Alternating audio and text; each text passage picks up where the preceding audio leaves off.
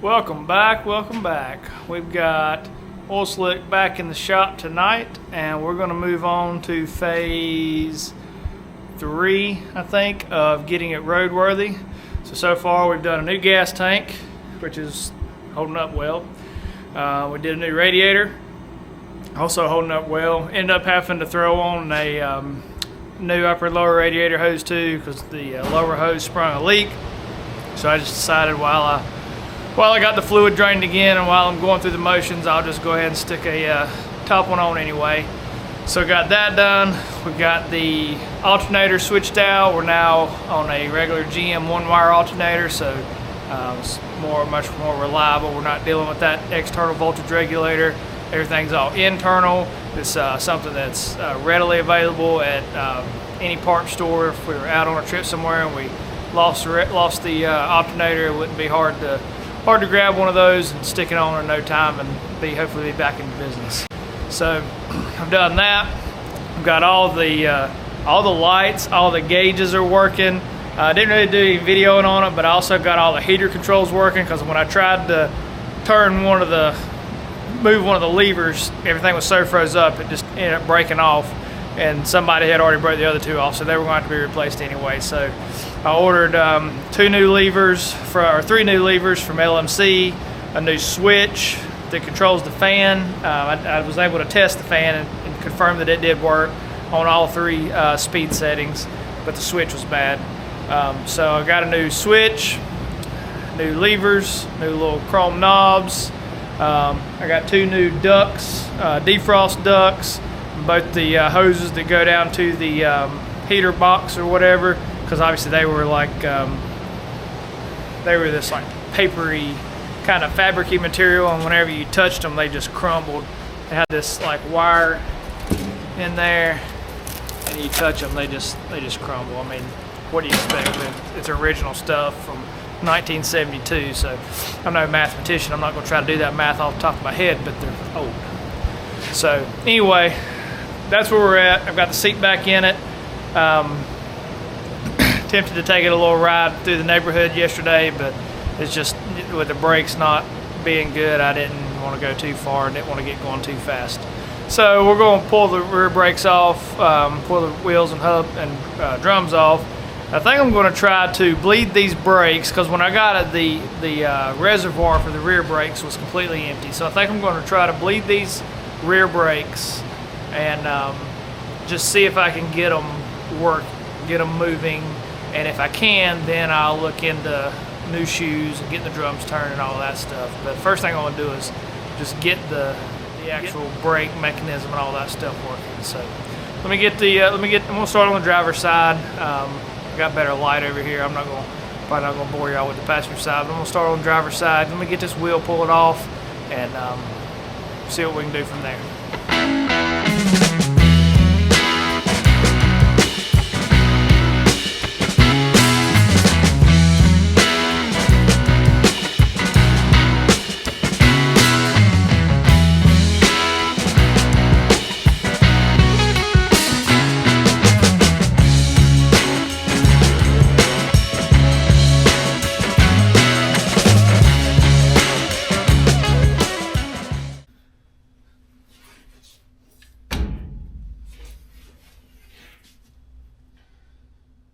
Well, it's all back together.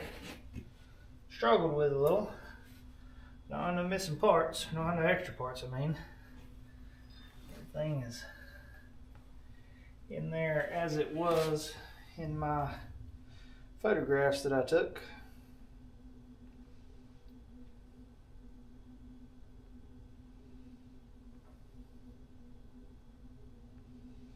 Alright, I'm going to go knock the other side out, and I guess probably try to bleed them a little bit with that air bleeder, and then we'll reconvene tomorrow evening whenever I got the drums back.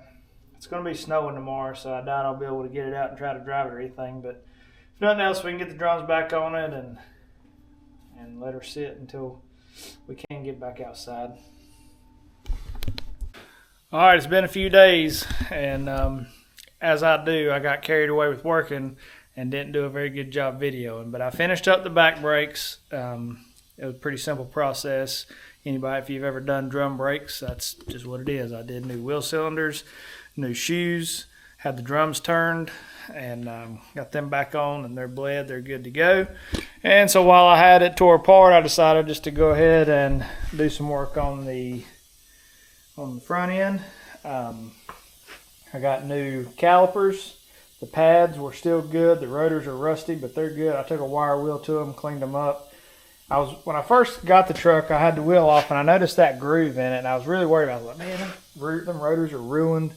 But that groove is on the front and the back on both sides. So undoubtedly it's supposed to be there, or else it wouldn't be that uniform, front to back and on both sides. So if you know for sure what that groove is for, if it's supposed to be there, if it's like I don't know, maybe you can turn it until that groove's gone, and then you can't, you're not supposed to turn it no more after that, or something to that effect. Let me know, because I really don't know. But after seeing, I originally was just going to buy 2 new rotors and everything, but after seeing that groove was consistent on the outside, inside, and on both sides, I said, let me pump the brakes a little bit, no pun intended, and just see what we can do here. So the calipers were stuck. The front brake hoses were, yucky and rotted like they should be at however old this, it's a 72 model, so you do the math on how old it is. But so I went ahead and replaced the calipers. I did end up putting a new master cylinder on it and proportioning valve. So we got a lot of new parts, brake components, but that's a good thing because you can never be too careful when it comes to brakes. So I'm gonna get this other tire put back on. We're gonna crank it up and get outside and see if we can take it for a little drive and see if it'll stop for us.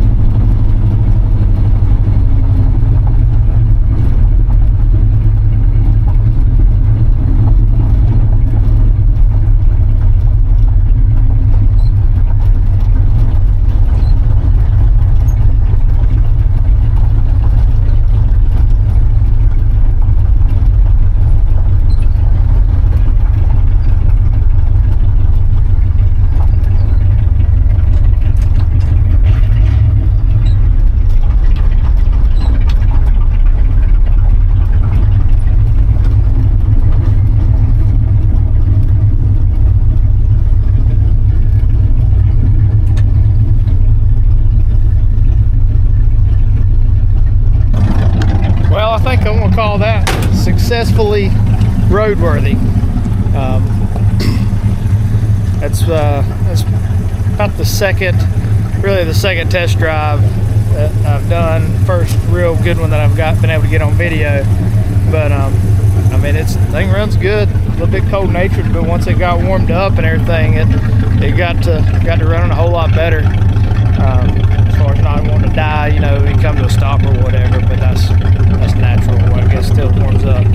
But really didn't even have to do that much to it to get it roadworthy.